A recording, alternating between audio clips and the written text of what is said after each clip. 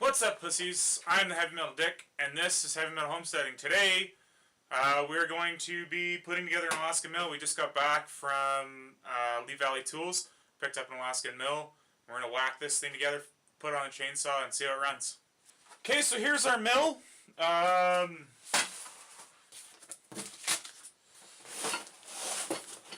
Brandberg International Alaskan Mill, 48-inch bar. Yeah, let's get into it and see what she looks like.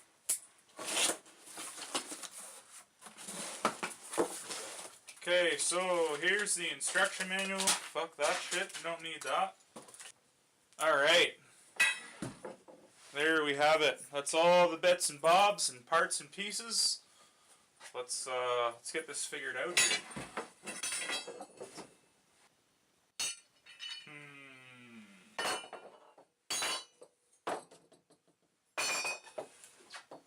Well, fuck, boys, might have to look at the instructions after all. Where'd they go? Oh, I can't find the instructions, but I got a picture here on the box. It looks like... Alright, it's not that hard. Okay, I had a good long look at the pictograph on the top of the box here. Got my bits and bobs a little bit more organized. And I think I've got it more or less figured up, just using my brain hole. So, I'm just going to start firing it together, and hopefully I'm as smart as I figure I am. Otherwise, well, I'm going to look like a dickhead on camera. But really, who gives a shit about that? So this guy, she goes together with a U-bolt and that bracket to clamp the square piece on there. And they've got a little gauge on these, what for telling the depth of your saw cut. Now, because these need to get adjusted on the regular, I assume that they're going to be using the longer bolts.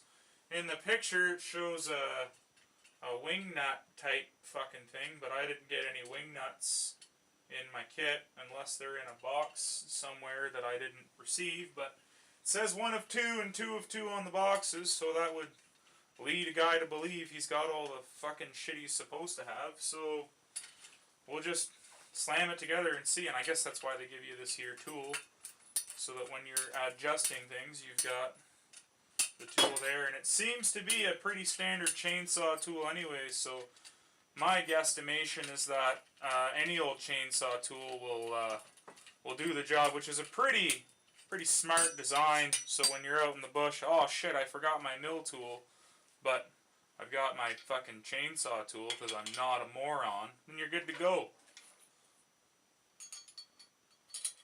One in there, one go in your hole. Get in there. Oh fuck yeah, bud.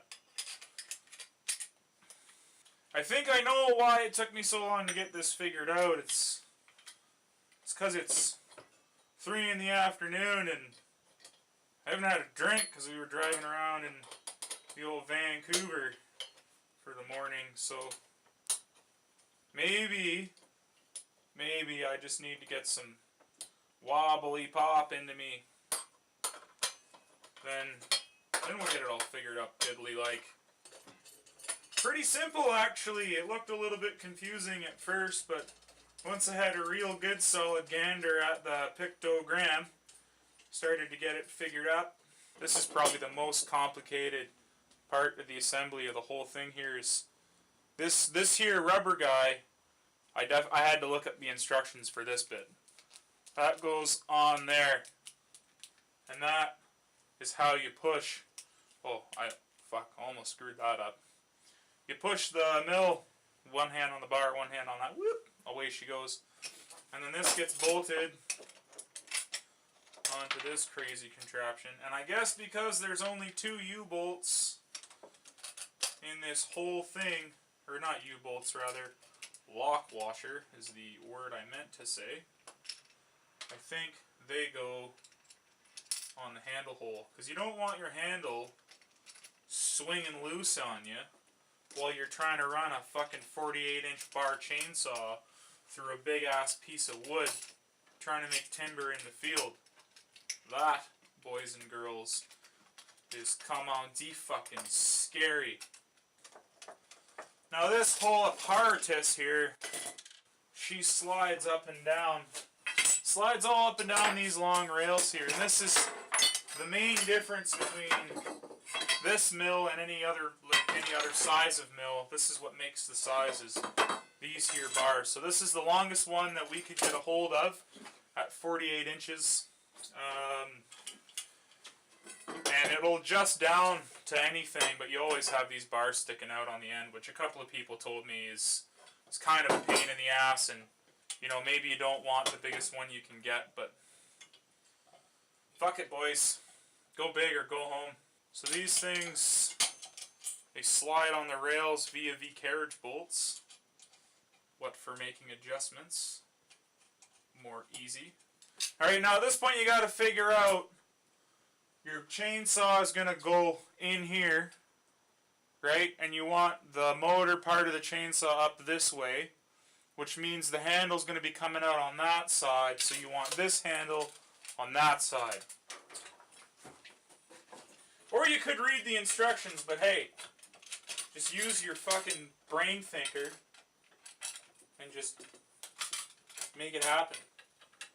I find that's a huge problem for me, actually. The odd time I do use the instructions, I look at instructions like, this doesn't fucking make sense to me. And then I start building it the way they tell you to build it, and then later on I'm like, no, this is fucked. And then I look back at the instructions and realize I've misread something because I'm probably drunk. And it's all fucked. If I had just used my brain thinker in the first place, I wouldn't have that problem. Much faster. Now they recommend right here in this little fucking sticker, torques at 10 to 12 foot-pounds. So I'm stopping the bolts when they get to just tightish, and I'll come back and do it by hand. Or maybe I'll let Molly do it, then I know they're not over 15 foot-pounds or 12 or whatever the fuck I just said it was supposed to be 30 seconds ago. Okay, 2 more carriage bolts, 2 more washers, last 2 nuts, still another bolt left. I don't know what the fuck that's for. Who cares? We'll figure that out in the field. We'll take it out with us, and when something goes horribly wrong, we'll be like, hey, that must be what that bolt's for. Then we'll be good. That's the safe way to do shit, boys and girls. Bring the extra parts with you, just in case. Sometimes when they send you shit like this, they send it to you with extra nuts and bolts, just to be safe.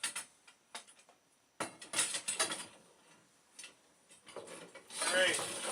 Now as far as this piece goes, it doesn't really matter where we bolt that down, because it will move up and down the bar as we go. What for adjusting the length of the saw you're using. Most of the time we're going to be using our Husqvarna 372, which currently has a 36-inch bar on it. We're going to do some research. I think they will accept up to 42-inch bar. We'll get one of those for running this machine. Alright, these long skinny screws here obviously go into this fucker and tighten the long shaft over top of the small hole.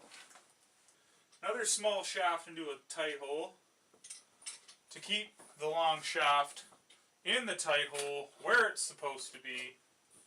Alright, and well, boys and gals, that seems to be, there's these dumb plastic caps, I guess, put on the ends here, on these, there, plastic cap. Gotta keep the health and safety folk happy, you know. Get your plastic caps on there, make sure nobody sticks their finger in a sharp metal hole and cuts it off. God forbid we just let them do it and say, hey, you're a dickhead. Why would you put your finger in a sharp metal hole?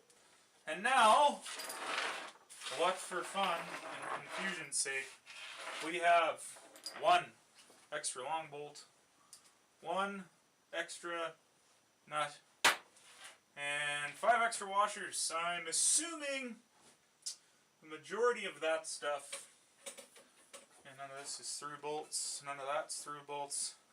I don't know. We're just going to put it in the box and forget about it. Maybe later on, another day when I feel like reading, which never happens, I'll put it together and we'll have a look at the instructions and see where the missing bolts go. But for now, she's done-ish.